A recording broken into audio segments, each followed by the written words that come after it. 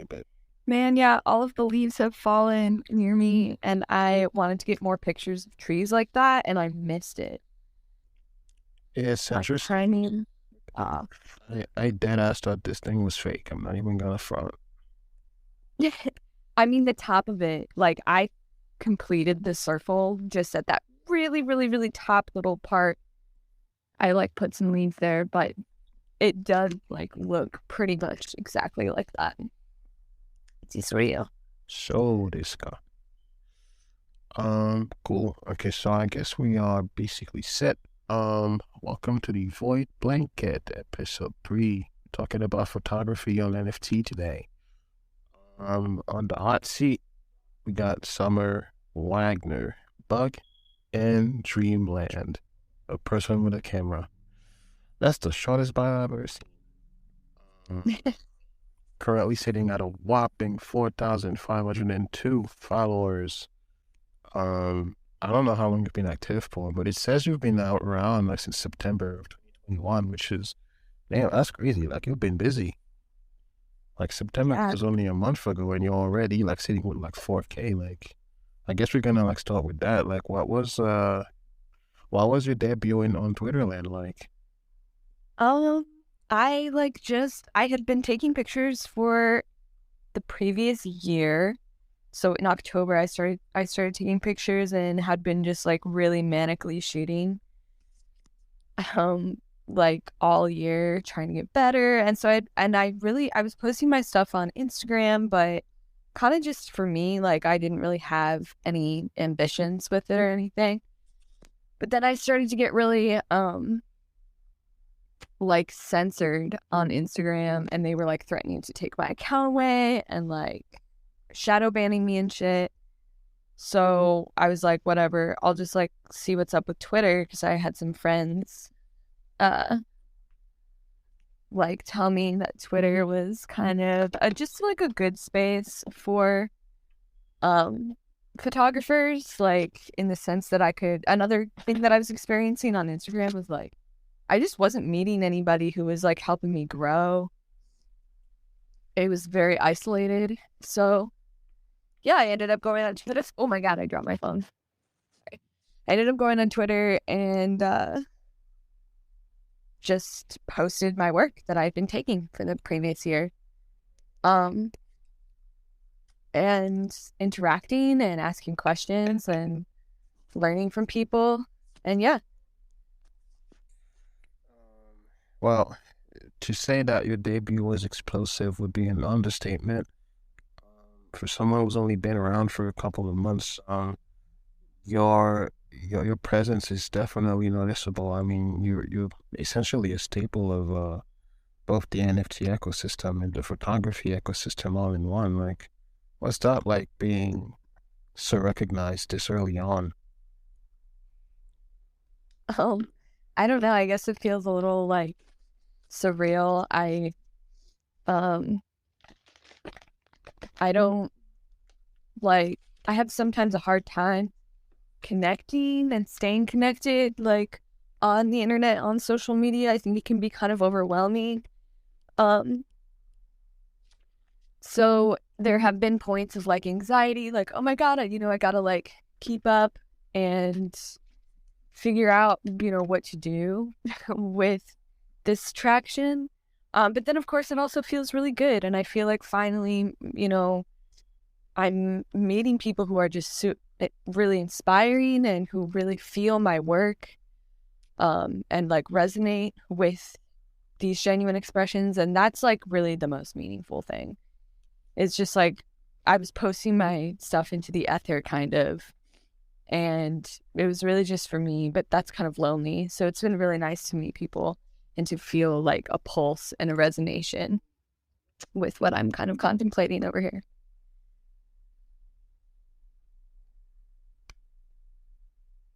Yeah, that's wild. Um, I mean, the work speaks for itself, obviously. So I'm actually not surprised it caught on. By my own account, this sort of aesthetic has been rolling Twitter for quite some time now. This very dreamscape like kind of kind of vibe you got going on there. I think you came at the right place at the right time, at the intersection of, the big boom of NFTs, and you found your crowd quite instantly. But as far as the kinds of people that you had an eye on, like walking in, like can you name a few that either you take a model after or you just enjoy their content? Yeah. Oh, there's like plenty of people. I feel like my mind was really opened up to kind of a new world in photography because Instagram can be very like portrait, celebrity, that kind of stuff, which is cool and inspiring in its own ways. But then I came to Twitter, and like I think the first like big people who I was like, oh wow, like this stuff is amazing, is like what's that, Connor Mind Wanders, loved his stuff. Austin, I think his thing is Austin Visuals. Tie-dyed, Pony Girl. Like all of these people have just become like total like baseline. They were definitely the first accounts that I interacted with where I was like, we are speaking in the same world. Ben Zank, I'd been following him on Instagram for like a minute. It was always very inspired by him. Brooke DiDonato. Trying to think of who else. There's plenty more. But those are the ones off the top of my head who, like, when I first got here, I was like, okay, I'm just going to start learning from, like, them and interacting and, feeling their work. Yeah, you and these folks definitely have quite a lot in common. The surrealism aspect of it, the very dreamscape-like kind of content you guys have to offer. Also, obviously, I feel like chances are, like, someone on Twitter that, enjoys, visual media, have seen, you guys' work. So it's kind of insane that, like, you have a lot in common with them, but at the same time, like, you're kind of branching out, doing your own thing. So, like, how do you handle that? Like, have people ever pointed fingers at you, kind of like pointing out, the whole like comparison kind of thing? And that's before NFT, obviously, right? Because NFTs kind of work differently.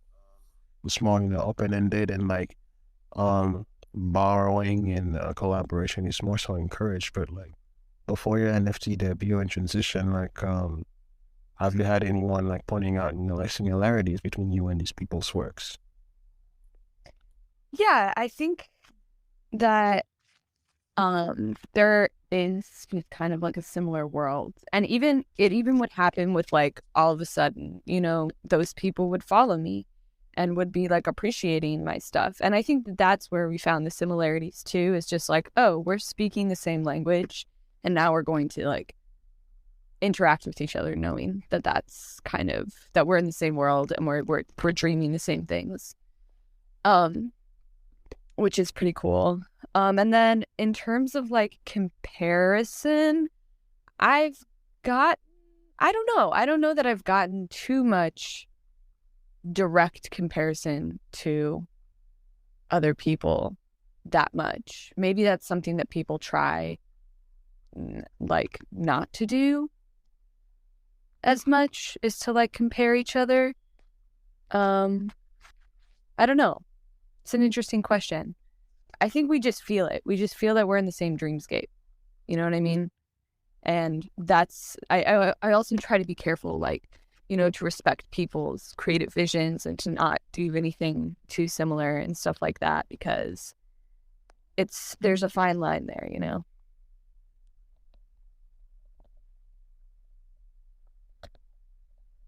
I don't know if that made sense, that response. No. Take your time to, elaborate on your thoughts. It's not supposed to be a rapid fire session by any means. And it definitely all makes sense.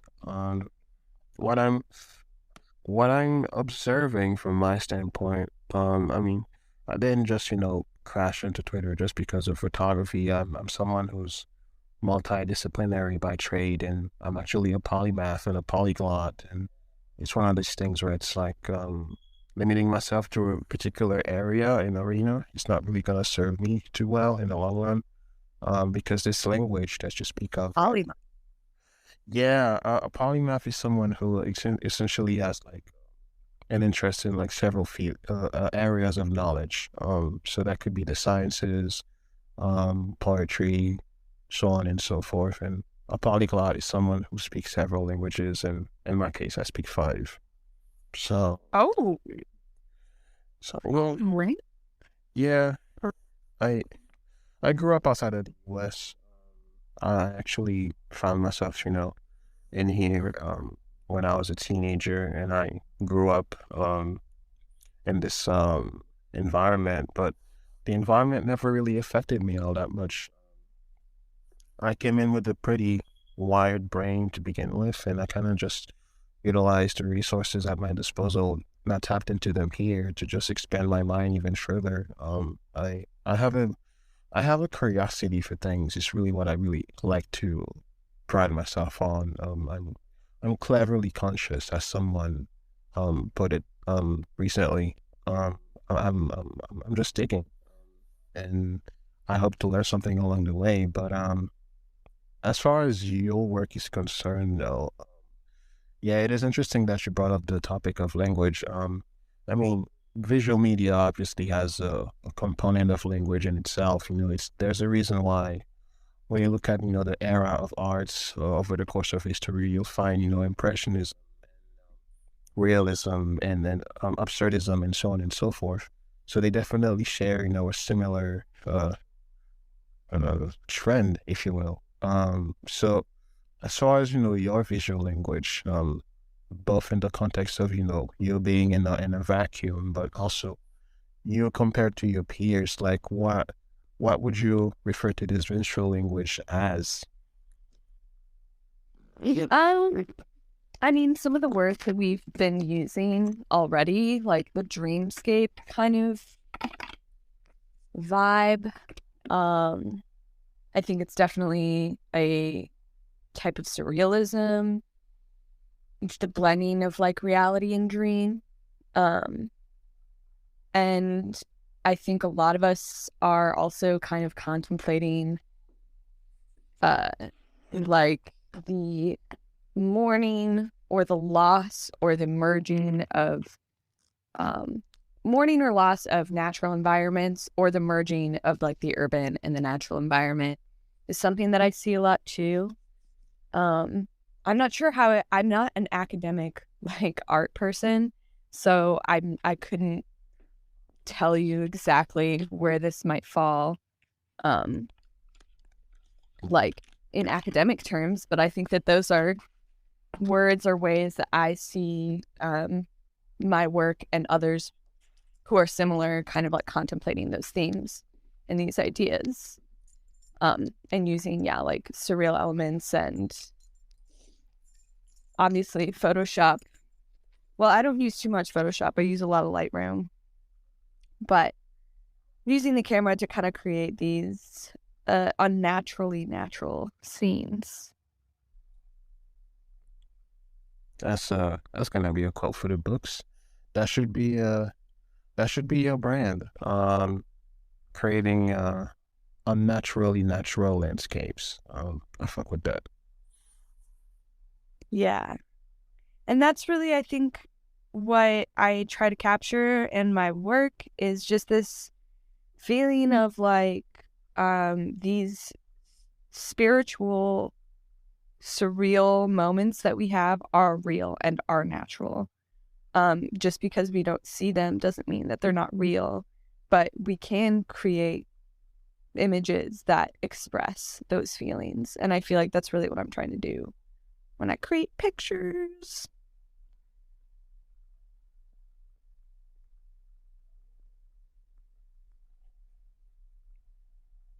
So when you examine the body of work that you've put out on Twitter so far, are you able to draw any comparison to what looked like a year ago, 2 years ago, and so on and so forth. All the way tracing back to when you first got into photography. And as a follow-up to that, you could definitely talk about what introduced you to the medium to begin with. Yeah. Oh my God. So I studied film production in school and in college. And so I had had my hands on a camera because I was in school for film, but my emphasis was in directing. So I actually very early on, like within the first year of school, was very alienated from the camera and was doing just directing, working with cinematographers, and hyper focused in like that specific field and career. And then COVID happened and I was in my last semester. So I graduated spring of 2019 and that's when COVID happened. So I was living in Los Angeles. I'd lived in LA for the last 10 years because my family lived there as well, but they had moved back to Illinois. And so then COVID happened. I moved back to the Midwest during COVID. And it was kind of just like I had to accept the reality that life wasn't going to happen the way I thought it would. I was working at a grocery store for like 9 or 10 months. And then October of last year, my friend lent me her camera.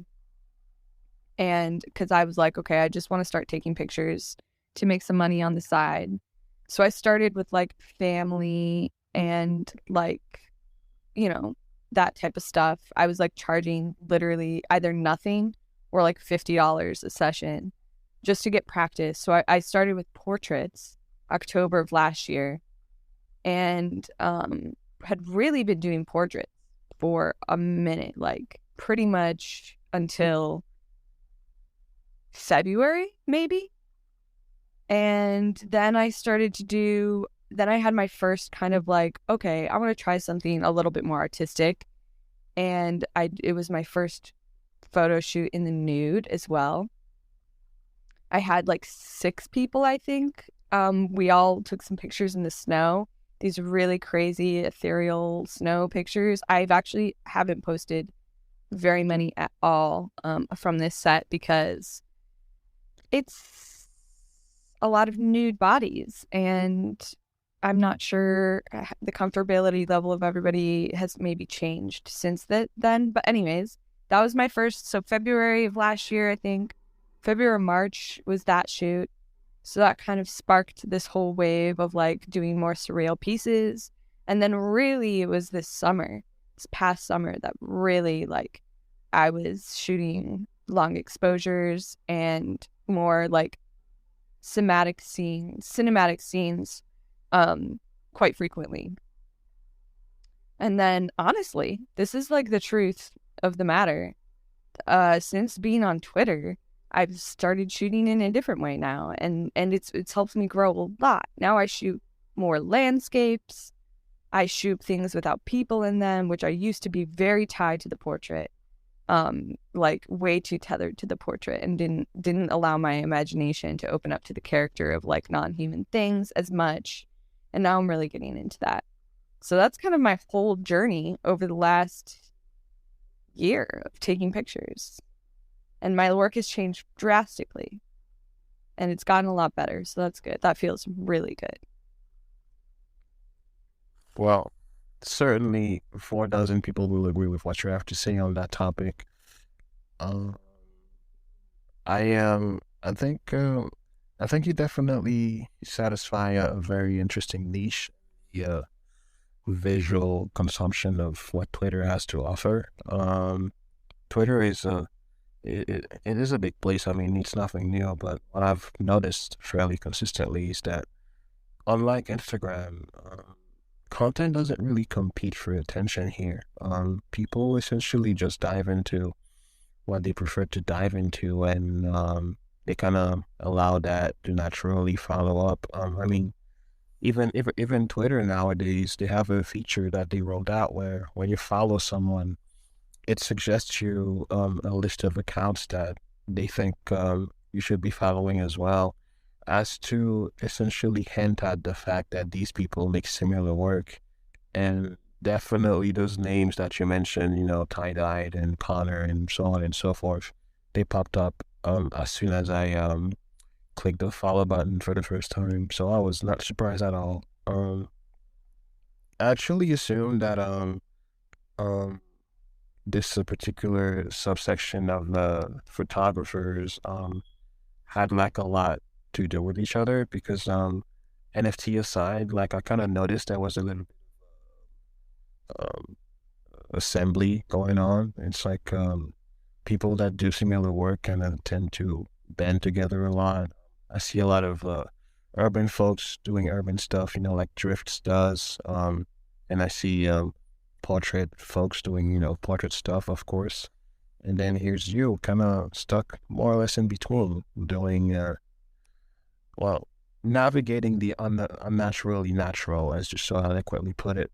And how's that been working out? Like, well, that's been the experience as far as the community aspect of this whole ecosystem. It's been great. I like, kind of like I said earlier, I do like I'm an introvert. So I'm an introvert with extroverted qualities. Like I can be very extroverted. I love making people feel warm, but I get tired and I like recluse. So I've like been going through this ebb and flow of like just being so excited about the community and being in the ecosystem, and then having like an anxiety attack about like, oh my God, I'm not giving enough.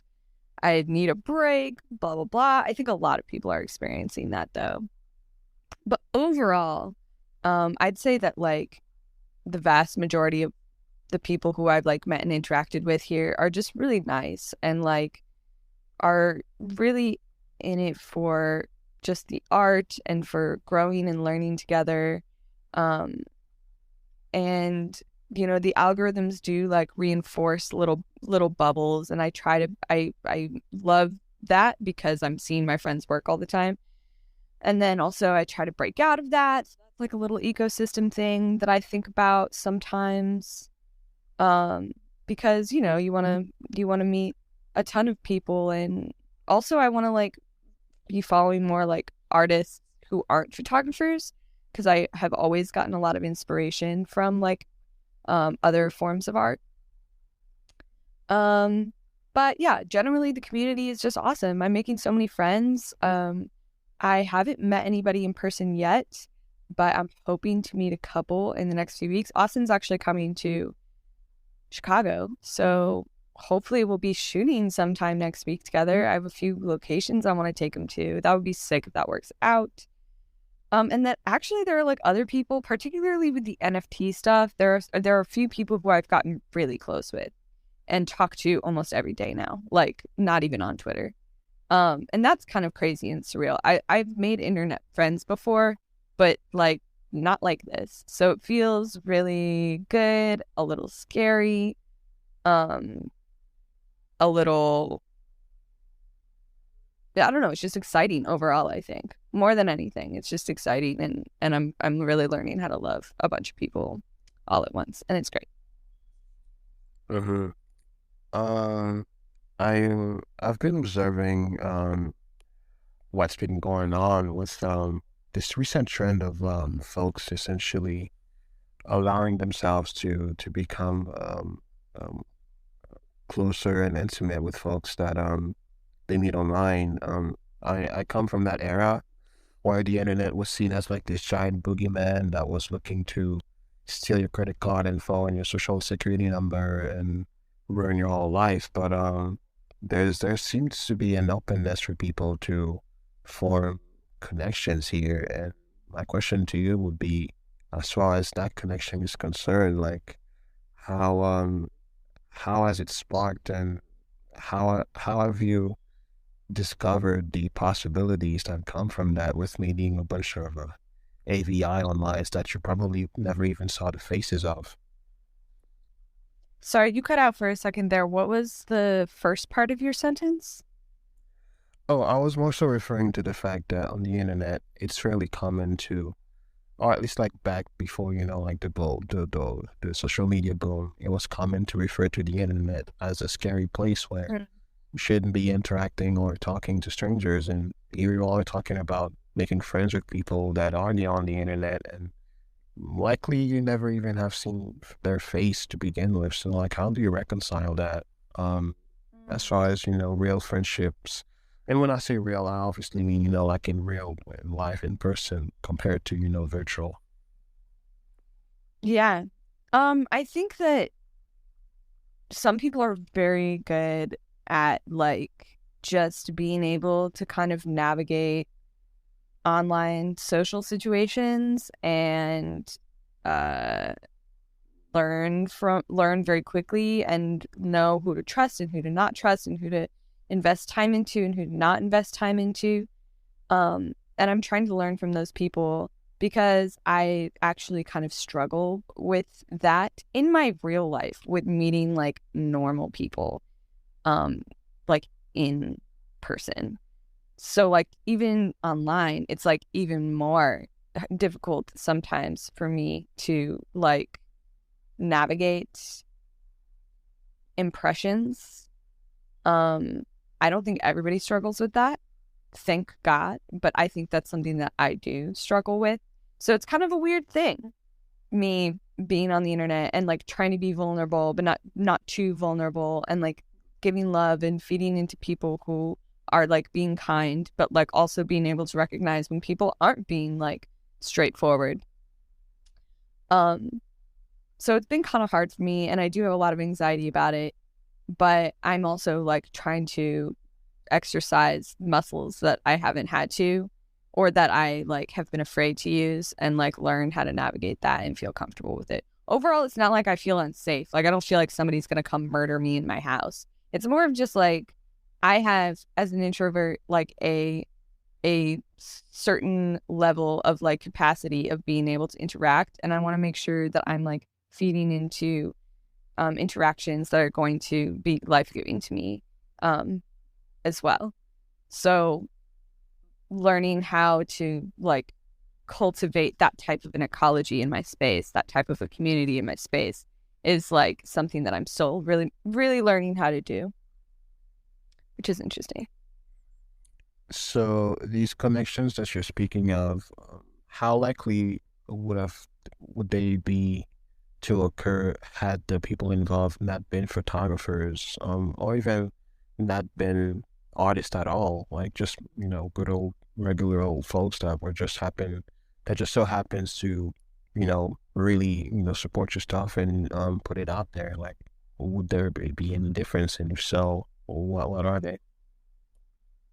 That's such an interesting question. I think that um looking at my interactions with people, I guess it's definitely more difficult for somebody who's like not an artist to catch my attention, because there might not be like as much, like I'm not really using the space to cultivate friendships outside of my creative endeavors. I'm not really creating the space for that purpose, but that doesn't mean that that can't happen.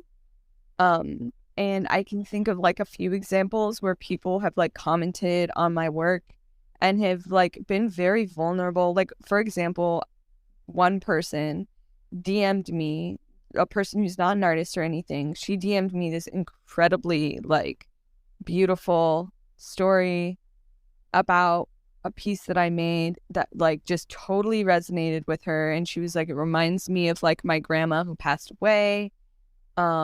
And just like laid down all of these connections. Like she just put so much time and love into like viewing my art, and it meant something to her, and that meant like something to me.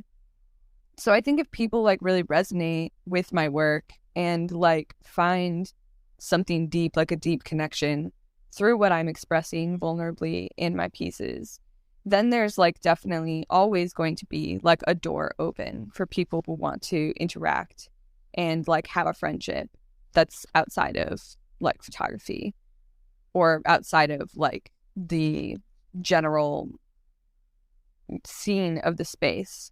I'd say that happens less often though, because maybe a connection like that, maybe somebody has that type of a deep experience with my work and it's outside of me, like I think when I put stuff out there, that work is its own thing, and I think people interact with it. A lot of the times people interact with it as such, as something that is separate from the artist.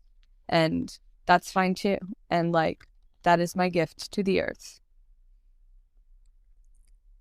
I've uh, I've been listening to what you were saying, and as far as the consistency of you challenging yourself to experience what is unnatural to you definitely is there. So I'll applaud that. Um, I find that uh, you're at an interesting intersection of what visual medium consumption even means on social media and on the internet by extension. And there's gonna be a point where, for lack of a better term, you'll have to choose. And what I mean by that is, as NFTs take more and more of a foothold, into, all the industries, and as, people that were not necessarily, artistically inclined per se, still express interest in what you have to offer. Um, do you feel like that'll create a divide as far as the kinds of people you ultimately choose to associate with? Because like say for example, someone that only cares about the work solely for the purpose of ultimately flipping it for a profit, or just folks that not necessarily care about the photography, but they still engage with you and still create opportunities, and space for discourse. Like, how do you feel about all that? I see what you're saying. Yeah, I think that like, I mean, I didn't come to Twitter to sell my photography. That was something that just kind of happened that I did not expect. Um, so I definitely think that the power behind my photos and the photo community in general is a lot of the times in the uh, relationship that the photo, even more so than me, maybe for me in particular, the photo is like empowered through the emotional process that it connects with the people who view it, whether or not they're a photographer, whether or not they are in the NFT space or whatever. Like, and that is what's most important at the end of the day, because that's where like the genuine expression comes from. And so like genuine expression for me, because I think it's different for everybody. Some people can like make a cool photo and will have the social capacity to teeter their way up and sell this photo for 100 ETH, and it's awesome for them, and that's cool. That is just not my approach. It's actually outside of my capacities, I believe, to be able to do something like that. And my approach is like sheerly through making stuff that is accessible to people emotionally, and that can just speak to a human experience that's not specific to a photographer or to an aesthetic that's going to sell, but specific to just humanness. And that connection is like, I mean, I've never taken the time to like really look at who's interacting with my stuff wholly, but it'd be very hard for me to believe that like everybody who's interacting or feeling my work is like solely a photographer or even an artist. And I would love to like even break out more and like have more access to people and be able to learn from them and express what needs to be expressed for all of us. Indeed. So I consume photography on Twitter and across all social media platforms. And I post um fairly regularly myself when it comes to photography too. And I kind of realized really quickly that it wasn't really an avenue I wasn't really particularly looking to invest that much of my time into it. Although the process of making and editing and then posting what I end up making, I'm fully investing in. To sometimes to a fault, to be honest. I'll actually have a hiccup and not post anything for a while just because I'm trying to figure out the perfect shot. Because my selection is pretty huge. I have like a whole library of like 30,000 pictures just sitting there. I don't really not I don't really know I don't really know what to do with it. And I never really got into photography because I had something to say. I just the way I like to describe myself, to be honest, is someone who just happens to have a camera and that camera captures what I see. And I never really tried to, depict a scene or push a message of any kind aside from, hey, this is my world and you're living in it. So how do you feel about that? And here you are just doing, in essence, the complete opposite. It sounds, it's at least from what I'm hearing, and photography is a very personal endeavor to you, and it has allowed you to find the people that definitely function on that same wavelength. And uh, I think, I think, I think it can be difficult for people to manifest that willingness to attach that much meaning into their work somehow. I know, I definitely suffer from it, but as far as picking picking and compositing, like a good shot, um, or at least a shot that's good enough for you to put out there and share with people. Like, what's the process like? How how do you go about picking what works, what doesn't, and how does using different types of camera affect the process too? I think that's something that's worth mentioning. I think it's changed over the course of like the last month or so. Like I said, since I've been on Twitter, I used to do a lot more portraits and was like maybe a little bit more intense with myself about like what I would want to put out there. It has to be the best. It has to be this or that. It has to be like really, like it has to be very involved. These are all subconscious thoughts, I think, that I was thinking. But now I'm kind of like, yeah, I'm just a person with a camera, and I know that if I have my camera with me and I have the courage to like take pictures of where I'm at, and I try not to overshoot because it can be exhausting.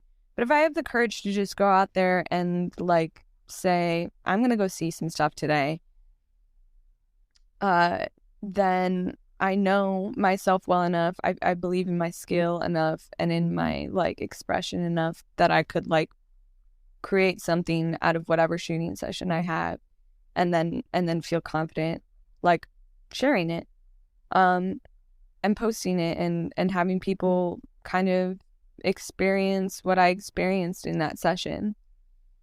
I do think that like there is also, now that like there's financial components involved with having a presence online and selling NFTs and all this, it's like a little bit more complicated than just doing whatever I want, which is unfortunate. But I don't think that that's necessarily a bad thing. In some ways, in a lot of ways, actually, it's helped me become better at curating my work and not just posting to post, but to like post because it's like something that I really feel is an expression of like a good moment that I've had with my camera. because I feel like it can get exhausting to feel like, oh, God, I gotta post today, I gotta post today, or just to keep up, just to like let the algorithm know I'm still alive, you know? Yeah. And blurring the line between posting for the sake of posting and posting with an end goal, that can get tricky real fast.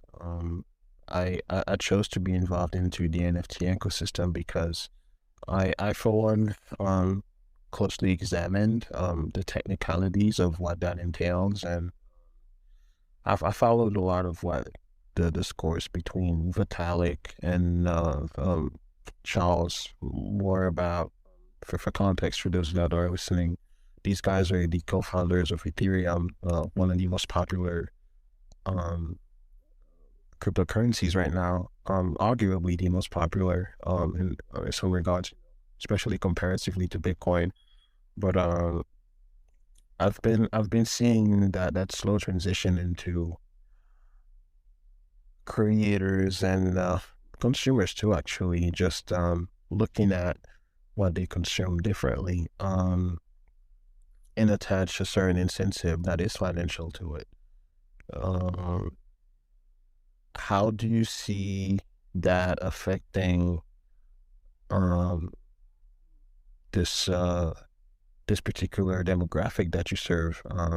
And what are the pros, what are the cons, and ultimately, do you see NFTs serving um, a bigger goal in the long term? Yeah, I that's a great question. I am by no means an expert. I think about these things a lot without having maybe like enough context. Because I'm still very much so learning. But I think that there's a naivety to thinking that NFTs are going to change the world in like a drastically positive way off the bat. I think that the work to be done to dismantle the old world is going to have to be fought in the NFT space. In the sense that like artists are still having like we are in a bubble. Like artists are not going to all of a sudden be paid thousands of dollars for their work all the time. The more people, like people say, like the more people come in, the better it is for all of us. In a way, yes, that's totally true. In another way, like the more celebrity becomes a part of the NFT space, the less I'll be able to charge for my work. Even like minor celebrity, you know what I mean? Just like followers, like people who have a ton of followers and stuff. So I feel like I'm going off on a tangent a little bit, but I guess I see like the NFT technology being very positive in the sense that like we can ground our work in a way that hasn't been possible, like especially for photographers, because now that most people shoot digital, the print has become virtually worthless.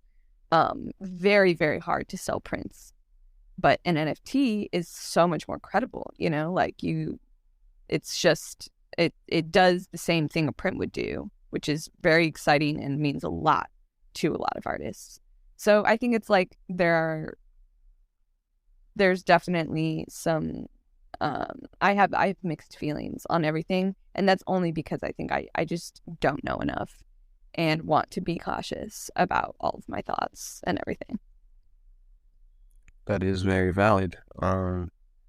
So as you were expressing your thoughts, you mentioned, social media and the numbers aspect, and obviously, as I stated initially, like you became somewhat of a stature in the both in the NFT ecosystem and the photography ecosystem. And how do you handle that notoriety? How do you see that affecting the image that people have of you and your work? And ultimately, what are your views on the relationship with social media in the cloud aspect of it? I think that like it would be awesome. I mean, I have like a particular politic in emotionally and internally um that if it would love to see a world where social media is not what it is, and where we don't have to compete for likes, or we don't have to sell our soul to pay rent and shit like that. um but I am like also a realistic person, and like don't want to live a miserable life, and would love to have a ton of followers that really connect with my work and be able to make a living off of like my art. And I think like something that is difficult for me to accept is the reality of what I have to do in order to achieve that, which is to just do what I'm doing. And like you got to chill a little bit. You gotta be concerned about what type of a presence you have online, and be mindful of that and participate in it, sometimes in ways that feel a little less comfortable than others. And you have to I think that it's like I really, really understand why people cultivate a followership, and I admire people who do it. Even though in a perfect world, I wish just the best art would sell just because it's the best art and stuff like that. I don't know if that answered your question. It definitely gave me an insight into the kind of mind behind the work. So as far as I'm concerned, it works. Um, I think I think you're definitely an interesting case study, both from a technical perspective and a artistic perspective. Here you are that has had a presence on the Twitter ecosystem for fairly recently, and you definitely got there pretty fast. And a lot of the newcomers that are currently experiencing the gold rush of NFTs and and and all that, they're going to be looking at you. They're going to take something away from you, and the way they interact with both the work and the people talking about the work. So, what would be your message to these people as far as that perception is concerned? When I first got to the space, gave me the best, two people gave me the best advice I've ever gotten as like a photographer and as somebody on social media. And that was curate your work, like learn the art of curating.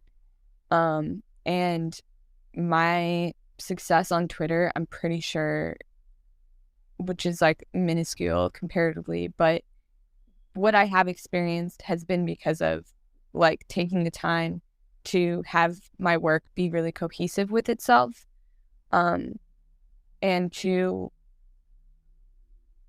take the time to make it cohesive. That's like an active process, whether it be editing your pictures to look like good together, or whether it be being mindful about which pieces you post next, like within a day or within a few days, and like how do you want people to perceive like your work and who you are, or who you are through your work, and like how can you be mindful about that, were questions that people asked me when I first got into the space that really, really helped me grow as an artist. So, um, to provide a little bit of insight to the people that, as I stated, are looking to get started and are looking to maximize their energy spent building a legacy here. What have you noticed as far as what worked out for you? At around which point did you notice the increase of traffic on your page, and what were the tactics that you yourself noticed that you engaged into that allowed you to fall into that, success, relatively minor success, but success nonetheless compared to someone who's, 100 followers and has no likes on their stuff? Because, ultimately everyone wants to come here and have their stuff be seen and get feedback, right? Mm-hmm. I think it was like I did when I first got onto Twitter, I was like, I don't know how to meet anybody. So I was like, and I don't know how to get people to see my work. So people talk a lot of shit on those, like, post your best blue photos. All right, friends, post your best city shots, leading lines, blah, blah, blah. Like, those are cheesy posts and whatever. But I will say that I think a lot of people, that opened doors for me to get people to see my work because I wasn't getting my work seen when I was just posting before. I stopped doing that because I didn't have to do it anymore. But if you're like really new and you were just getting onto Twitter, whatever, like do what you got to do to just think about how do I get my work like seen by people and like what are people responding to? And I really listened to what people were responding to. Like, what was like my portraits, for example, which I do have like some cool portraits, I think, but they weren't doing as well, not nearly as well as like my surreal stuff. So I was like, all right, this space is for my surreal stuff and I'm going to like lean into that. And then another thing that really you can see it if you like look down my page all the way down is like the sets of 4 where it's color graded all together. It was huge. Like the color grading is like very appealing to people in this space when it all goes together as a cohesive set. And that's kind of what I mean by curation too. I think that made a big difference in like how people were responding to my page because I was like utilizing the Twitter platform, like how it's designed to work. And I think that's why people respond really well to those types of pictures. Mm-hmm. So I spoke to another peer that I've been following for quite some time. They do painting, digital actually, and they went on to explain to me that part of the reason why they saw success as far as the visibility of their work has to do with engaging with people that not only have bigger platforms than they do, that enjoy what they have to post, but also involving themselves in group chats. And how much of that, as far as ratio goes, do you think plays into the success that you've seen over time? I think that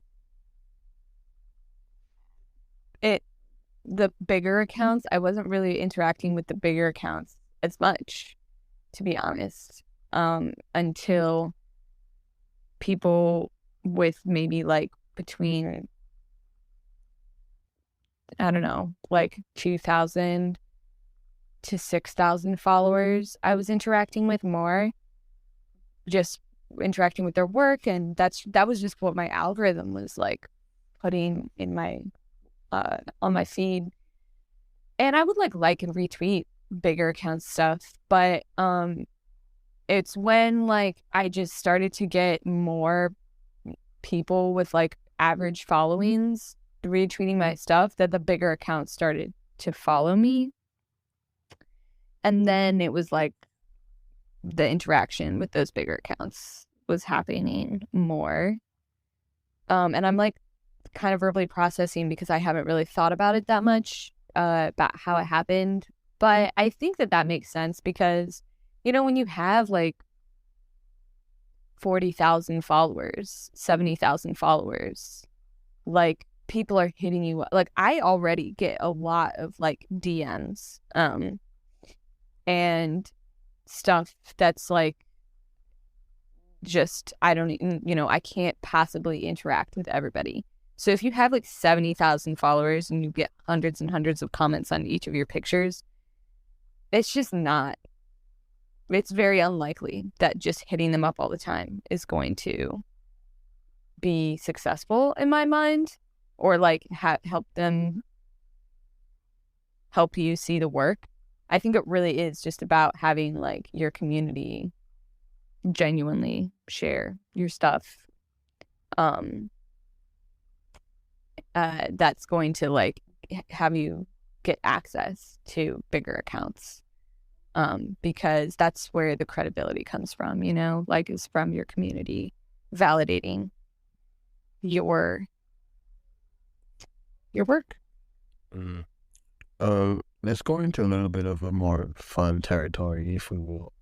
So, as far as your work is concerned, and the content that you choose to engage with, to some aspect, like I mean, as you were saying, right? Like yeah, now you wouldn't necessarily pay attention to every single thing that you ever do, but if you kind of look back in hindsight and observe, the patterns of what you're engaged with personally, like, do you see yourself being selective of what you either interact with or retweet and whatnot, or is it something that's more organic? And as far as the content of, like, say, up and comers, like that, say someone hits you up and say, hey, like, I've made this and I hope you see that and I hope you share that. Like, if you actually do vibe with it, or if you don't vibe with it, like what's your ethic as far as like sharing their stuff? Because there's quite a few I've seen myself over time as I grew my own little gathering of people supporting my own work.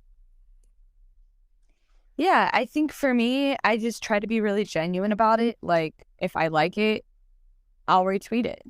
And if if I think it fits into kind of my own expression, I'll retweet it. And I think that I really try to be genuine about that stuff. Really, really try to. It's hard to, I think, sometimes, because there's also social ties, like somebody who I really like as a person makes something that I'm like, maybe not my cup of tea. I want to retweet it. Do I retweet it? I don't know. Sometimes I do, and sometimes I don't. And I think that that's just fine. I don't expect everybody to always retweet my stuff, because that's their choice. And even if I'm really close friends with them, like, it's up to them to curate their own page. And I don't really take those kinds of things personally. And if, like, I think some people might subconsciously or consciously consider, like, does this post have enough likes, or is this popular enough, or am I thinking about what other people like? I try not to think about that. I really, really do try to think about just what I like, like what I find beautiful or meaningful or expressive. And usually if I retweet something, I will also comment on it, to just let people know that I really like it. But if I have had it happen both from friends and from random people where they ask me to like retweet something. And I have to say that does make me feel kind of uncomfortable. I get it, like you are looking to have more exposure and you feel like maybe the algorithm isn't on your side. I get that. But I just feel like that's putting somebody who could be a friend in like a difficult position. To like, I just think it's kind of socially a weird thing to do. And it does make me feel uncomfortable, because sometimes I'm like, yo, I don't really like this. It's just not I don't think it's, in some cases it's been, I don't think this is your best work. I don't think it's like something that I feel. So it feels weird when people ask me to do that. I'd be curious to know what your thoughts on that are. Well, as I stated briefly when I was talking about, my relationship with the photography that I put out, I'm not really doing it for the sake of making something that, has that deep of a meaning to begin with. Although it is very loaded with meaning in itself. And that's mostly because, in the way I choose to approach my artistic expression, if you will, I just captures as much of what's in my head as possible. I vomit a lot of what I have in my head into my work, and sometimes people will mistake that as like, the work being deep, but it's really not. It's in a lot of ways, it's a coping mechanism. If it's not me posting, work on the internet for people to see, chances are it's me engaging in some form of self-harm of some kind. So therapy is what I'm really hinting at here. So I mean, it's part of why I never really thought of like content on the internet in general as like what's worthy, what's not worthy. I just put stuff out there, and I interact with stuff as to my leisure. And I'm multidisciplinary, obviously. So I think I think when it comes to you know limiting yourself to a particular kind of interaction can be detrimental.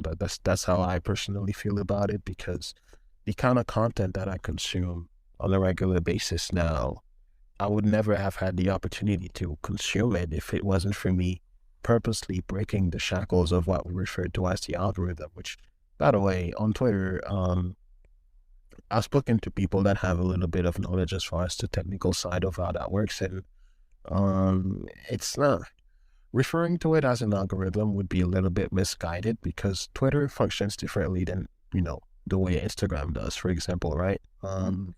Instagram is more relying upon the core engagement of the people that, care about what you do. And it does translate over on Twitter, of course, but Twitter is more about riding the wave of a trend of some kind. And it could be caused by someone that's bigger than you that you follow, or someone that just really, really goes out of their way to push your stuff out there somehow.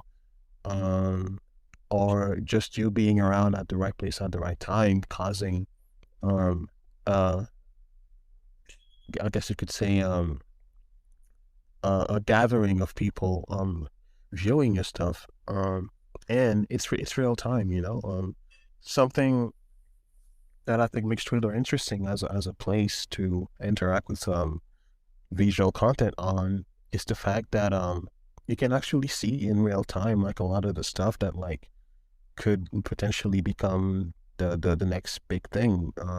And that's obviously speaking from like an NFC perspective, since it's really what the ecosystem I chose to navigate in for the most part. But even outside of that context, it's always fun for me to go out of my way to pick out what could potentially blow up, in the next couple of days. And more often than not, I end up being pretty right. I've seen people go on to get an extreme amount of success in what they do, both financially and, I guess I could say, attention wise.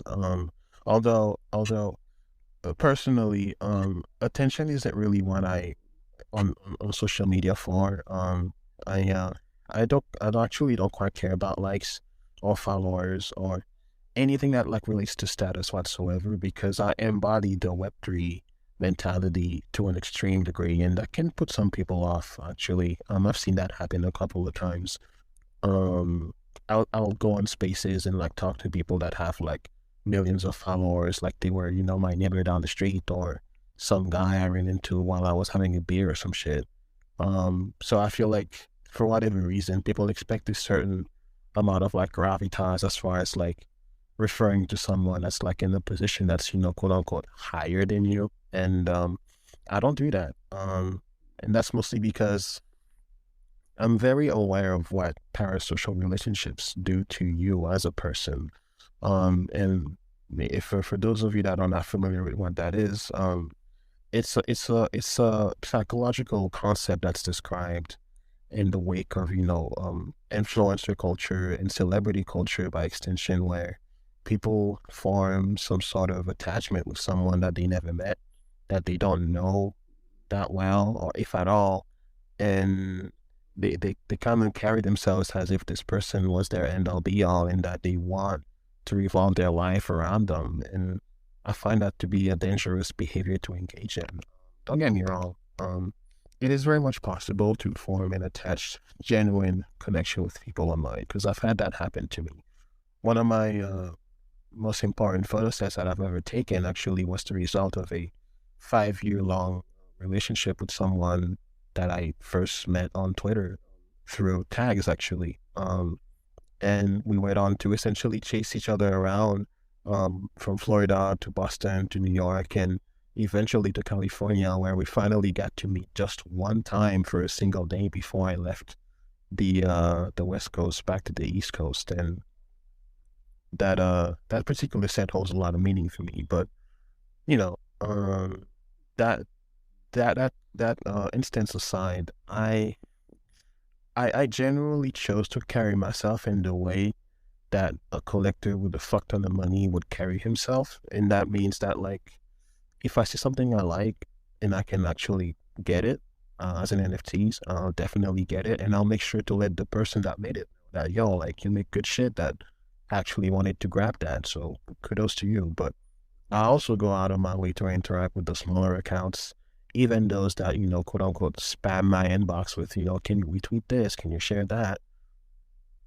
Because, again, referring to the Web3 mentality of like collaboration over everything, obviously there is a degree where it's like people are clearly using you for the clout, but I'm a pretty perceptive individual, and I can tell whenever someone is just using me for the sake of doing so versus someone who just wants to get their stuff out there, man. And it's not that deep for me whatsoever. Matter of fact, I have a couple of like high profile like celebrities, quote unquote, that follow me right now. And I'm just sitting here like, okay, well, it's another day in the metaverse. Like, what do they actually have to say though? What do they think about? What are their values? What value do they bring to the table? As far as, the community itself here and the real world around them, like it's all these factors that I tend to observe and care about because through spaces, I've met some wildly interesting people that I otherwise would not have met. And I valued that way more than the likes and the clout and the work.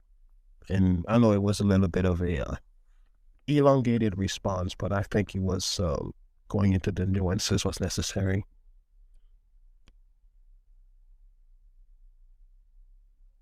Yeah, no, I really appreciate you expressing all of that. And like, I just really share your heart on a lot of that, because ideally it wouldn't be about the clout. It's not about, making things that are going to blow up. It's just about making things that feel real and interacting with people that feel real. And a lot of and going back to what I was kind of saying earlier, the problem with me is that sometimes I have a hard time discerning. I don't know, maybe I'm like a little bit, I was homeschooled, so I got some like shit going on there where I can't like understand people quite so well. But I have a hard time discerning when people are being genuine and when people aren't being genuine. So I just like set some boundaries for myself regarding that until it becomes very clear to me that people are being genuine or not genuine. And I really want to surround myself with people who are like on that wavelength. Like, I'm not concerned about like becoming famous, or like I don't share a lot of I like sharing my life sometimes because my friends are on here and I'm making a lot of friends, and that's cool. I'm not too concerned with sharing my life all the time, because it's like I said earlier, it's not really about me. My work is detached from myself at a certain point after I put it out there. And I think that people forming unhealthy attachments to the person happens so much on Instagram, which is another reason why I just wasn't hitting it off with Instagram, because I just wasn't willing to participate in that. So I appreciate that about Twitter. And yeah, I want to like cultivate like just genuine relationships with people who are who are just kind of in the same mindset. You call it the Web3 mindset. And yeah, like that collaborative, egalitarian worldview is something that's really important to me as well. I'm going to eat a dragon puff, so if you hear crunching. No, you're good. Kind of humanizes the conversation a little bit. I definitely enjoy what Twitter currently has to offer.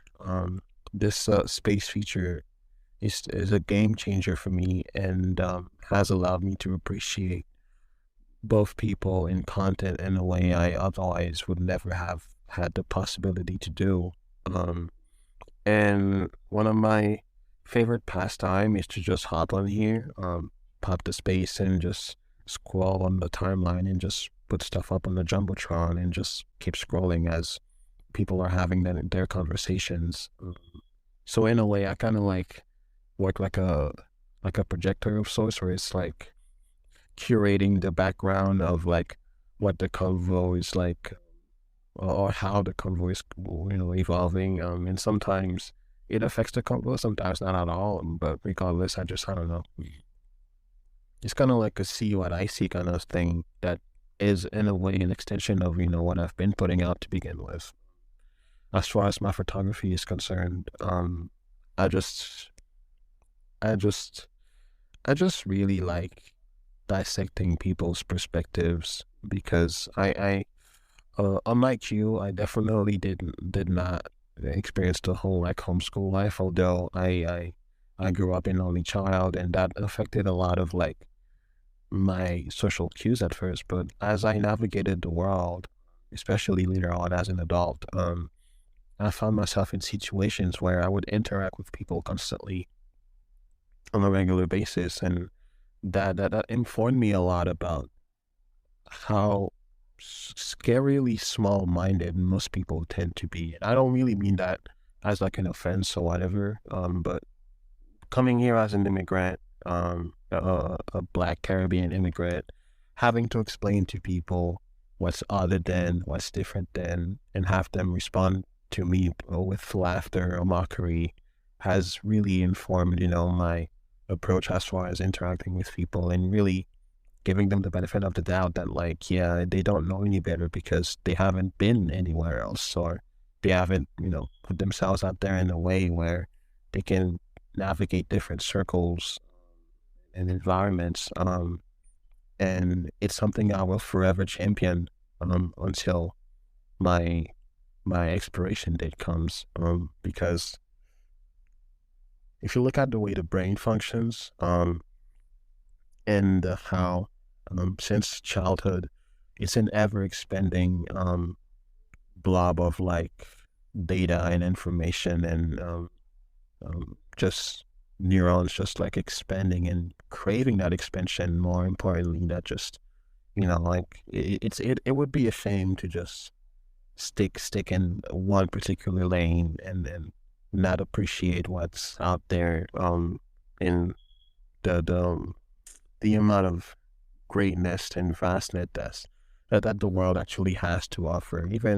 Even right now, like on Twitter Spaces, like I'll hop on, and at any given time, there's always someone talking, and it's going to be somewhere around the world, and it's kind of like a little bit of a dice game of like figuring out, I wonder what these people are going to be talking about this time, and you never know what to expect. And you'll find your crowd, you'll find people that oppose your views, you'll find people that agree to disagree, you'll find people that flat out despise you.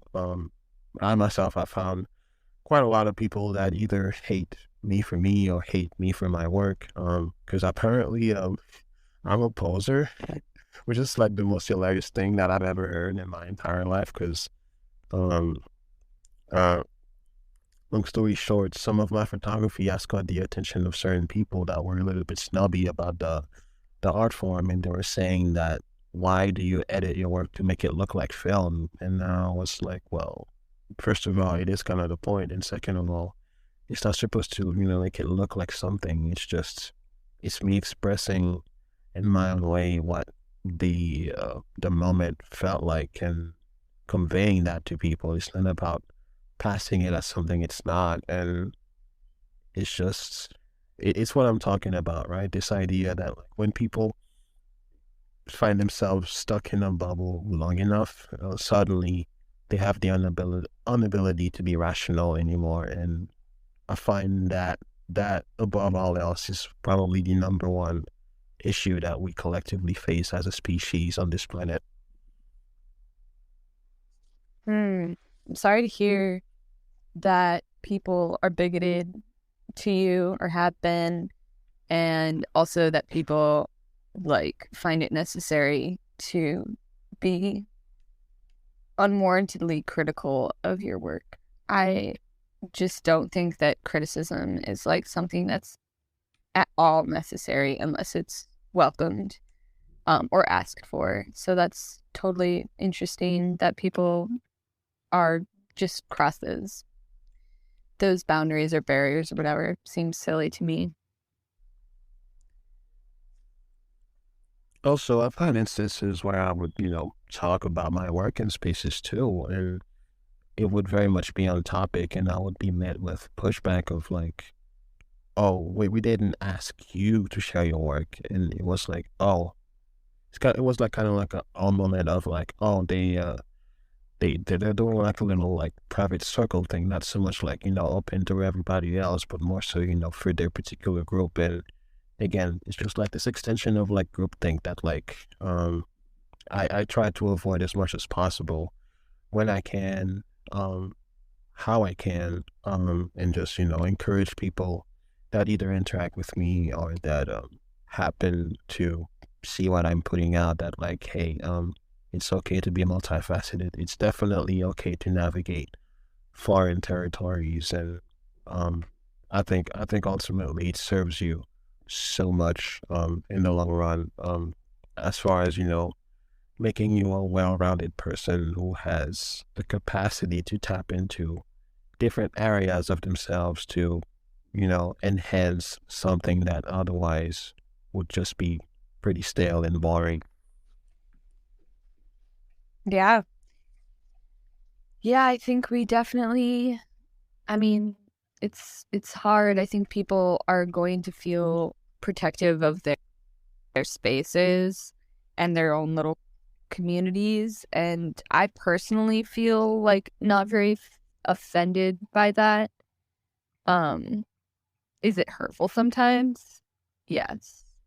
Like to not be invited, but I don't really feel offended by it. I feel like people have their it's that's if that's the community that they're making, that's the community that they're making. But what's not cool is like the weird transactional clout shit that's happening. Not a fan of that. So, with that said, I think this is gonna be like the second to last section of the chat where I essentially just rapid fire a bunch of like posts at you and get like your impression of them, like how you feel about them, um, and yeah, like so if you look up at the jumbotron, you'll see that there's a selection of pictures. I want you to go through each of them individually and give me like your honest impression of that. And not so much as a photographer per se, but just so kind of like seeing like what you see and kind of depicting like what you think about it. Okay. Picture number one is a black cat that I'm seeing. Is this correct starting place? Um, black cat. Yes, black cat. Yep. Okay. Yeah, kind of a brooding black cat by like a snowy landscape. Maybe there's some other animals in the background, which give me the feeling that this cat is kind of the sacred protector of this space. I really like this picture because I really like cats. And this cat looks very good and mysterious. I like how the blacks are crushed, giving the cat that beautiful shadowy aura. Next one is the pixel art of another black cat. I love pixel art. I really do. Same. I like this and I'm going to retweet it. I need to follow more pixel art accounts, to be honest. So I'm going to follow them too. Shit, you're in luck. I literally got a whole list of them. I'll happily send that your way. Oh, please do. Okay, we got a cat with a little fishy in its mouth. Very cute. Very proud of this fish. Looks like this cat is a city cat navigating the streets of the big city, which is also pretty cool. Makes this cat even more badass. Motherfucker looks like it's like, yeah, I stole that fish. Fucking what Yeah. about it. What the fuck are you gonna do about it? You gonna chase me down? No. And then we got, ooh, one of your posts. Post punks are strong. They know how to heal and see better than most of the structures in place, harming them. Their battles is ongoing until they finally rest. Oh, and this is a picture of somebody who might have a punk aesthetic with a hat on. Oh, looks nice and cozy with some friends. I actually have a very similar tattoo to the one that she has on the back of her arm. Actually, it's very similar and it's a very... That's a boy. Oh, I'm sorry. No, you're good. You're good. It's actually part of the fun, to be honest. Like every time, like me and them, we talk about this, and it's like, yeah, like people's nature, nurturing by society will just, affect their perception of things, and it's okay. It'd be like that, but yeah, that would be definitely a boy. Do they use he, him pronouns? Sure do. Dope. So he's got a tattoo that's very similar to one that I have on my left arm. That looks like it's his right arm. But I have a moth tattoo. Actually, no, I have it in the same place. I forgot that it's on my right arm. So we've got matching tattoos. Pretty cool. I like the one where they're kicking. Also, let's see. I like this one with the rainbows where the two of them are like layered over one another. That's fun. It's interesting that you referred to them as a girl, though, because it was like a back picture, and it was kind of like the fun of it, kind of like getting people's impression of like what it is and what it's not. I've seen a lot of interesting comments about that particular collection, to be honest, and I'm someone who heavily infuses queerness into what I make. It's not like overt, and since it's like, yeah, like we gay keep scrolling, it's more like inviting people into a world of possibilities that, something that is other exists, and at best challenge their perspective on what they see it as, and not worse, telling them to fuck off, because, I've had plenty of interactions with people that just see me for what I'm actually not, and it gets old. Gotta stand your ground eventually. Yeah, I mean, looking at these photos, all of them, I would have guessed that this person used she, her pronouns, not just from the back, but from also these pictures that show his face as well. So that's very interesting. I think, yeah, pronouns are, gender is so fluid, and I personally believe that gender doesn't have to exist in the way that it does. So it's cool seeing that your photography is exploring those things. Mm-hmm. And last but not least, let's throw a little bit of a curveball and have a meme up on the Jumbotron. I'm waiting patiently for the meme. Yeah, it should pop up.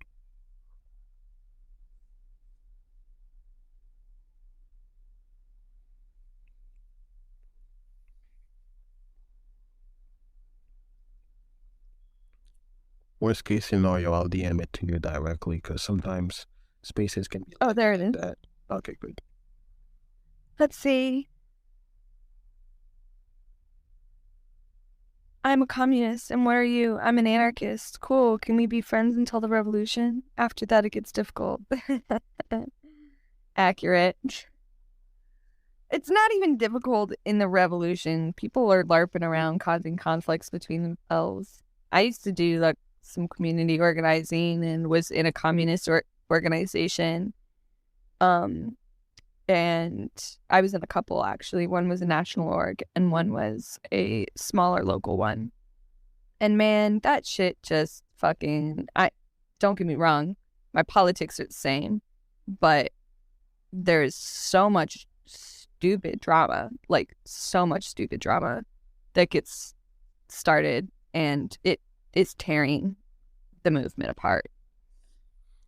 In other words, water is wet. What else is new? I Right. mean, literally, I've documented a bunch of events and whatnot in the spark of this whole George Floyd stuff. And yeah, like a lot of what I'm observing on Twitter, honestly, is like the exact same thing I would observe in real life. And it ties back into my desire to invite people into rational thinking, and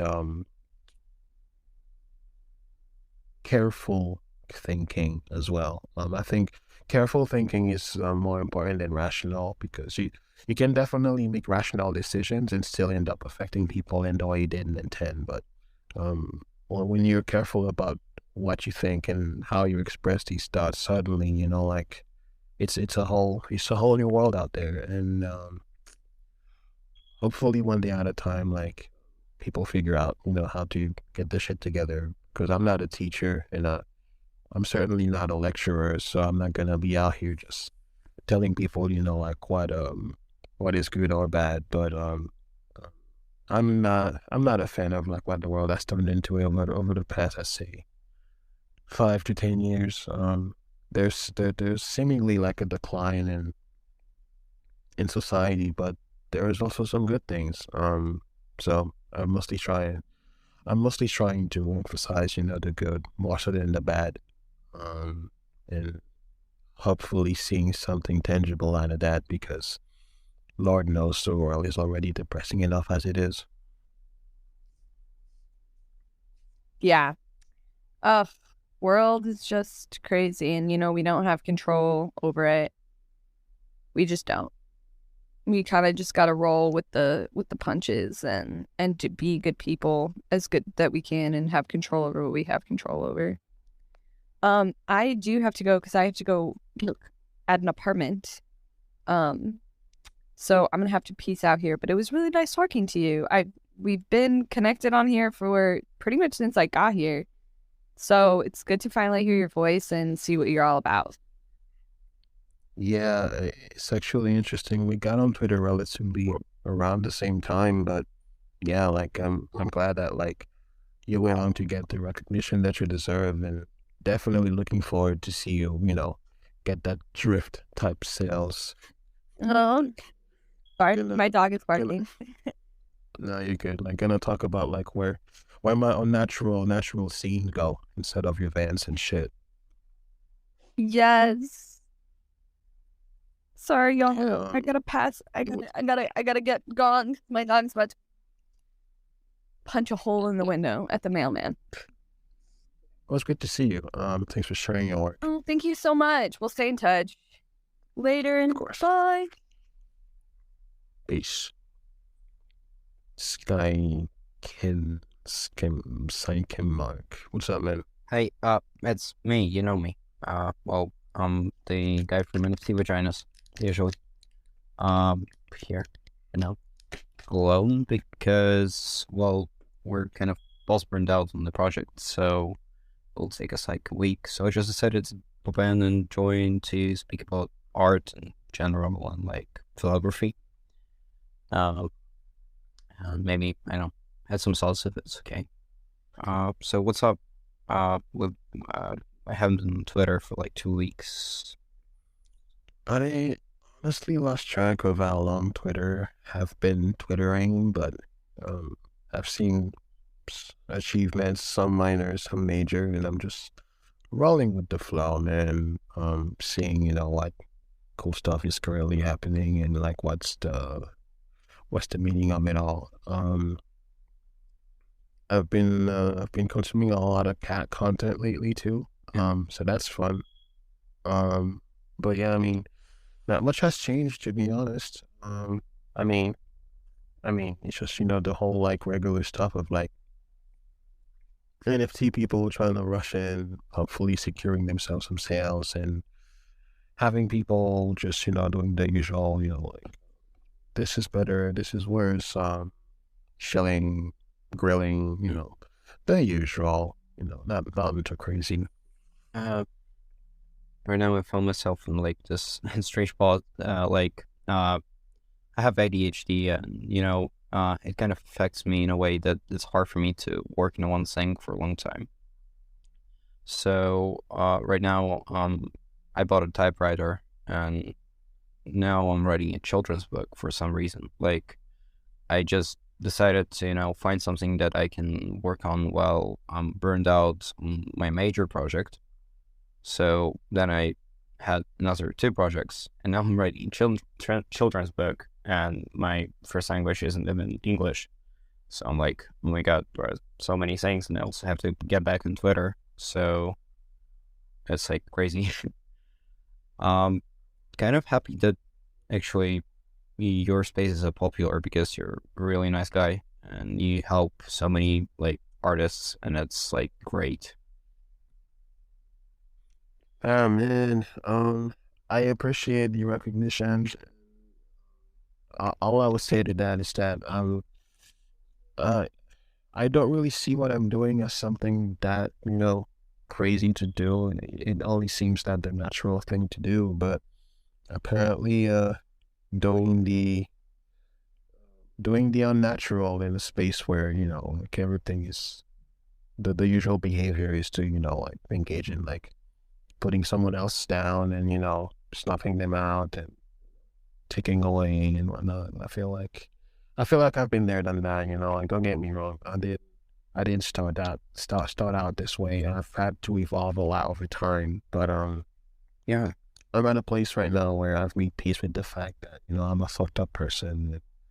The least I can do now is, figure out what behaviors I can engage in to just, connect with people again, because I've definitely struggled to connect with people for the longest of time. And a lot of that has to do with abuse more so than, actual mess ups on my part. But you can justify abuse all you want, like abuse doesn't make you valid for being shitty to other people.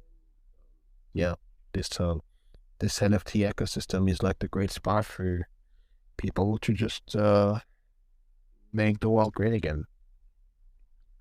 I mean, yeah, I don't think you're a fucked up person, but what I think is that, well, I'm kind of, really grateful that you keep going on, because as for me, I just feel like doing spaces like you do, like every day for like 2 or 3 hours is just like, I know, it's crazy, because when I tried to be in spaces for like a month, I personally felt so tired for the rest of the day that I was like, oh my god, I cannot keep up. And you're being host, so you're like the big person in spaces, and it's like, oh my god, I know it's really hard to just speak so much and get out there and talk to people so much.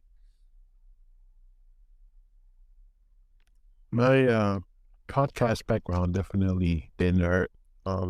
My mom actually is a journalist by trade, bless her soul. And I observed a lot of what I now do, and I embody that capacity that she had to engage with people and keep them engaged. More importantly, I think I don't know. I'm just someone having fun on my phone, and if it gets me someplace, then yeah, sure, why not? If it doesn't, I don't really care. Um, like I was saying earlier, like I'm at this point right now where I'm so okay with how things will go, because there's so much that we don't control in the world anyway. Just focus on living on here and now. Focus on expressing yourself as long as you don't harm other people, obviously, and stay healthy both physically and mentally. And keep learning, keep challenging yourself to expand more. And yeah, like spaces can definitely be draining. And I've definitely experienced my fair share of burnout. So I've been redesigning my approach to them. Not stopping altogether, but it's worked. And I recently passed the good old, like 2K. So I feel like it's going to be fitting with the T2K in my name. So that's also a plus. My collection is doing pretty all right for something that's been dropped for only like a month ago. And yeah, now it's a matter of like executing and just, building upon the vision more and more and just doing more cool and cool shit. And hopefully be at the stage where I can, change people's lives because that's the goal. It always has been.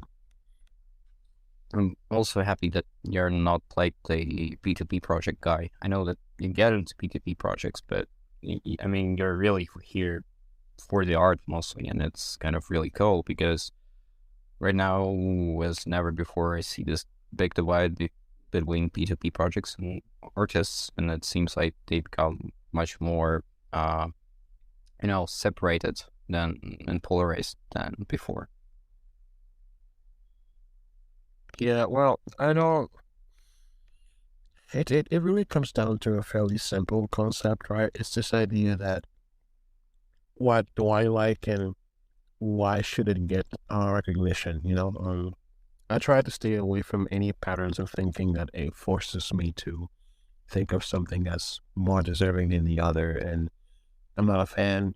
I'll just engage with anything and anyone in good faith that they have something of value to bring to the conversation, and hopefully learn from that. I mean, I have people that write, that do podcasts, that do NFTs, that do arts, that don't do anything actually, and people that do memes, and people that do sex work, and so on and so forth. And there's a very broad stroke of like represented demographics and the people that I both follow and people that follow me, and I find that experience to be really enriching. It never gets old for me to jump on my timeline and just see completely wildly unrelated like stuff just pop up, and I'm just cracking myself up, just like, yeah, I've, that's my bed, and I'm gonna lay in it.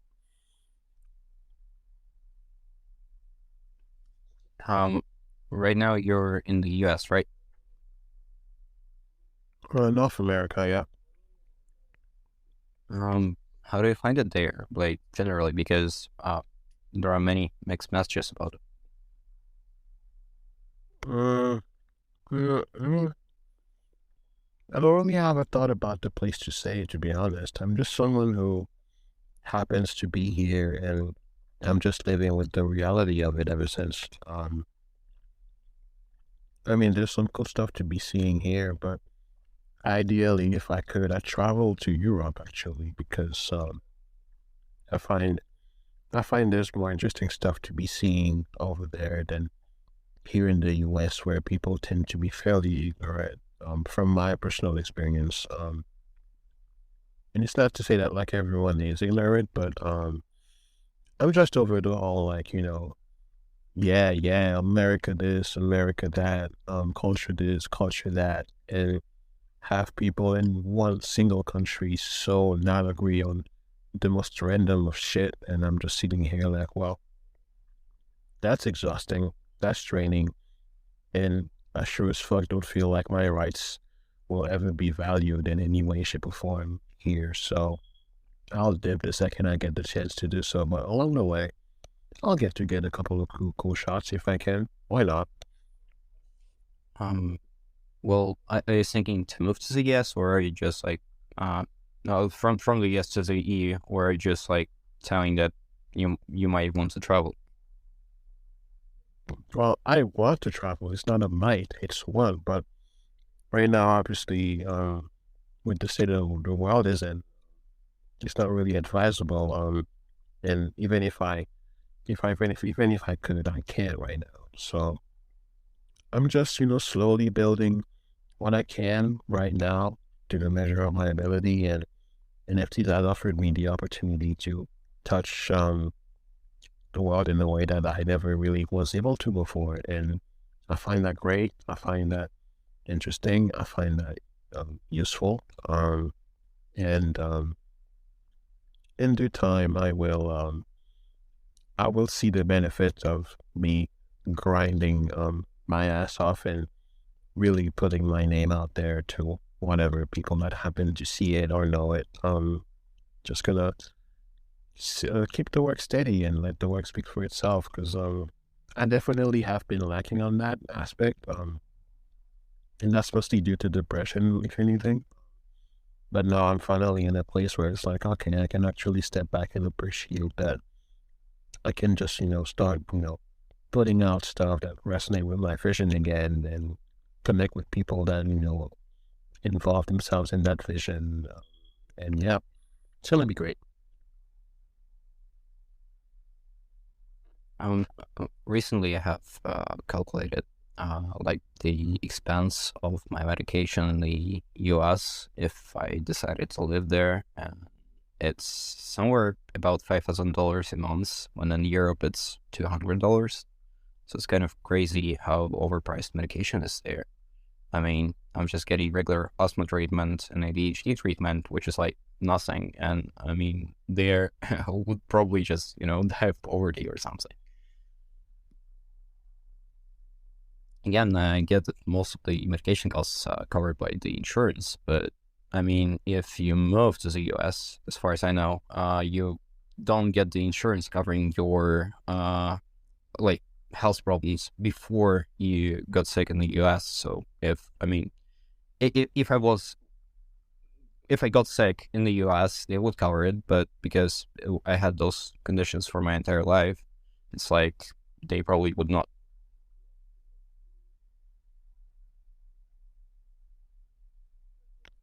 Oh man, yeah, I've no idea. Like, this country is fucked up in so many ways, and people say it's, free country, like great country, it's definitely full of privileges, but a lot of people are suffering here, and essentially have to deal with it. And I don't think just, shrugging along and saying that, well, ce qui sera, sera, is good enough. Never has been good enough for me. So we'll see what it takes to get people to, actively push back against this lifestyle that, they're, allowing themselves to be subjugated to. I'm not a fan. Never will be. And that's why I want out of here. But in the meantime, though, definitely will try and connect with some cool people along the way. I mean, what actually shocked me is, the fact that, like, as I see it, most people with ADHD cannot, they say, as far as I know, in America, they say, well, you gotta work to earn money to pay for the, medication. But what's interesting is that you would probably not be able to work if you don't get the treatment. You cannot get the treatment because you don't have enough money. And then it's like a infinity circle. So, I mean, I'm just scared of people which are not so, rich and which cannot afford insurance. What do they even do to survive? To quote a very famous movie, I missed the power, that's my problem. That's like the most basic way I could summarize, the mentality of the way system works in the US. It's like, if it's not your problem, then you get to live a good life. And that's sad, man. It's sad. It's fucked up. And I hope these people get to have access to something better. Because, man, I have so many of people that I know personally that live here that are constantly talking about, wanting to commit suicide and just wanting to check out, and that life is not really fulfilling for them. I spoke to this blind individual from the NFT space who told me, verbatim that, hey, it is fucked up that, as a blind person, that they struggle to figure out how they're gonna be able to provide for themselves because they are blind. It's not a choice. It's crazy, man. I mean, that is kind of really crazy because, well, Ukraine is not the best place as well. I mean, in here, it's hard to get access to a good health system or any, sort of social security. But I mean, just recently I visited Italy, and I found that people are not as anxious out there as like in here. And I spoke to the people which live there, and one of the reasons is because they know they will live a good life. So I mean, even if everything goes wrong, and I mean, you don't have a job, you're poor, and you're sick, they will still get free food, free shelter, and they would find a job. And it's like crazy because, they have the same covered that they would not die from poverty or, like get into some horrible situation that would just, have the safety net and then just go and live a normal life. So, I mean, it's kind of crazy that in many countries you don't have such a system that, just protects people from the falling down this, big hole where sometimes we fall, like losing, money and losing everything with it. So, I mean, I hope that more countries would provide that over time. We'll see. We'll see. I don't know. I'm just gonna ride this crashing spaceship for as long as I can, and then hopefully make something out of that. Being on the NFT ecosystem definitely has made a difference for me. Met some interesting individuals, and I think the next step for me is to take this into the real world and see what else I can impact. Just gotta keep trying. Because as long as I'm around, and there's something out there that can be done. It's only a matter of figuring out how to do it. Well, NFTs are amazing in this way. I mean, NFTs changed my life a lot, and yes, many other artists. Like, right now I have a normal rented apartment because before that I was just living like a crappy one, and just for many more things, just change it for many people. And I mean, artists finally got at least some stuff, which is amazing because before that, many of people I know were even afraid to, talk with their parents because they would repeat them over and over at a time, like get a normal job. And now people can actually find NFTs as a normal job, which is really interesting. Yeah, it reminds me of YouTube all over again, where they first introduced this idea that you could make money off of your stuff. So we'll see. I look forward to it, and even myself, I'm living this reality where people buy my work, and I'm happy and grateful that they do. And it has given me the motivation to make more. So definitely keep an eye out for that because I'm definitely in the stage where it's like, yo, I'm all about content now, and we are not fucking around. But with that said, I've been on here for quite some time. I'm trying to catch a break so I can go outside, get some sun. But I'll definitely be back later. Hang out, share some stuff that I've shot. And yeah, it's always a pleasure to see people, man.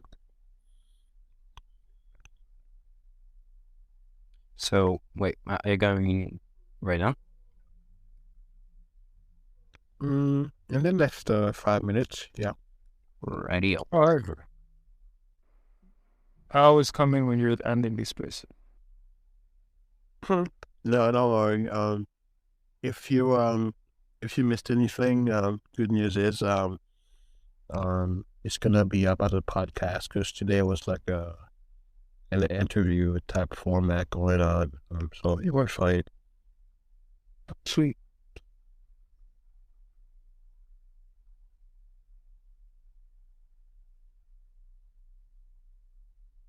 the girl which you talked to, does she, I hope she knows as a girl because I might have made a mistake, but she's really kind and I mean, really beautiful works out there.